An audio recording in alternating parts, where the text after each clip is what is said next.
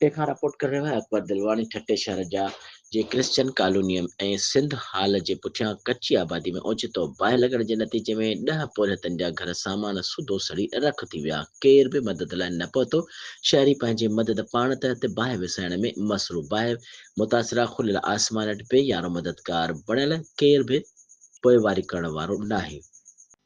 नई शहर जे कची आबादी हूंदे का फायर ब्रिगेड गाॾी पहुची सघी बाहि अख छिंभ में 10 घरनि खे साड़े रख करे छॾियो। बाहि मुतासिरनि पारां वाहर जी अपील कई वई आहे ऐं तफ़सील मूजिबि ठटे शहर जे क्रिश्चियन कॉलोनी तोड़े सिंध हाल जे पुठियां कची आबादी में ओचितो बाहि लॻी। नतीजे में मुख़्तियार मंचरी, तीरथ कारियो, तारा जगदेश मोलू, परशुतम लालू, किशोर अतमू कारियो समेत 10 पोरियतनि जा घर सामान सूधो सड़ी रख थी विया।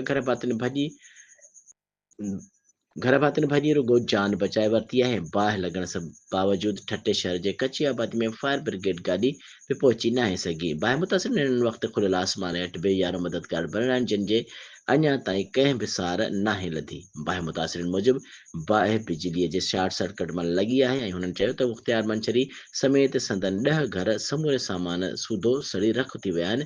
पर अफ़सोस जो खेनि बाहि विसाइण लाइ फायर ब्रिगेड गाॾी नाहे मिली सघी। पंहिंजी मदद पाण तहत बाहि विसाई आहे।